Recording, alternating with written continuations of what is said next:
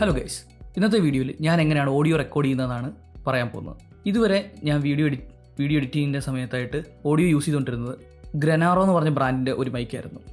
MA04S എന്ന് പറഞ്ഞൊരു മോഡലായിരുന്നു അത്. എന്നാൽ ഞാനത് പിന്നീട് ഫിഫൈൻ എന്ന ബ്രാൻഡിൻ്റെ ഈ കാണുന്ന മൈക്രോഫോണിലേക്ക് ഞാൻ അപ്ഗ്രേഡ് ചെയ്യുകയുണ്ടായി. അപ്പോൾ ഇതിലേക്ക് അപ്ഗ്രേഡ് ചെയ്തപ്പോഴും ഞാൻ യൂസ് ചെയ്യുന്ന സോഫ്റ്റ്വെയർ അഡോബ് ഓഡീഷനിലേക്കും മാറുകയും ചെയ്തു. അഡോബ് ഓഡീഷൻ വേറൊന്നുമല്ല, എൻ്റെ ഒരു പ്രിഫറൻസ് ഒന്നുകൊണ്ട് രീതിയിലാണ് ഞാൻ അതിലേക്ക് മാറിയത്. പിന്നെ ഞാൻ ഈ വീഡിയോയിൽ കാണിക്കാൻ ഉദ്ദേശിക്കുന്നത് വെച്ചാൽ എങ്ങനെയാണ് എൻ്റെ സൗണ്ട് ഇത്രയും ക്വാളിറ്റിയുള്ള രീതിയിലാക്കിയതെന്നാണ്. ഇപ്പോൾ നിങ്ങൾ ഇപ്പോൾ കേൾക്കുന്നതാണ് ഇതിൻ്റെ അൺപ്രോസസ്ഡ് വോയിസ് എന്നുള്ളത്.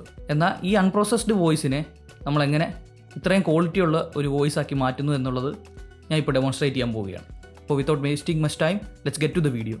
ഇതാണ് അഡോബ് ഓഡീഷൻ്റെ വിൻഡോ. അപ്പോൾ ഞാനിതിൽ ഓൾറെഡി ട്രാക്ക് ഇമ്പോർട്ട് ചെയ്ത് വെച്ചിട്ടുണ്ട്, ഞാൻ റെക്കോർഡ് ചെയ്തത്. ഇതാണ് നമ്മുടെ അൺപ്രോസസ്ഡ് ട്രാക്ക് എന്ന് പറയുന്നത്.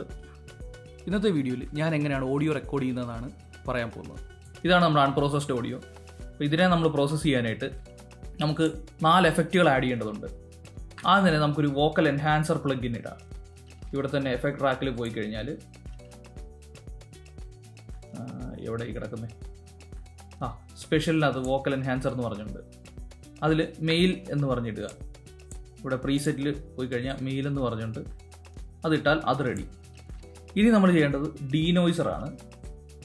ഇതിൽ നോയ്സ് റിഡക്ഷനിൽ പോയി കഴിഞ്ഞാൽ ഡീനോയ്സ് എന്ന് പറഞ്ഞ സംഭവമുണ്ട്. ഡീനോയ്സറിൽ processing focus on all frequency ഇട്ടിട്ട് ഇത് നമുക്കൊരു 80% വരെ കൂട്ടാം. ഇതാണ് ഞാൻ യൂസ് ചെയ്യുന്ന ഡീനോയ്സ് എൻ്റെ റൂമിനനുസരിച്ച്. അപ്പോൾ നമുക്കിനി ഈ ട്രാക്കിലേക്ക് ഒരു EQ ഇടണം, ഈക്വലൈസർ.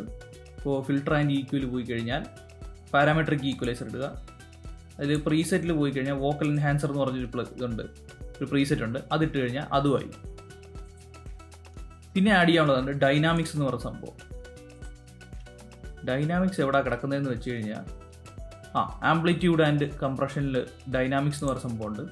അതിൽ പ്രീസെറ്റിൽ പോയി കഴിഞ്ഞാൽ സോഫ്റ്റ് കംപ്രഷൻ എന്ന് പറഞ്ഞൊരു സംഭവമുണ്ട്.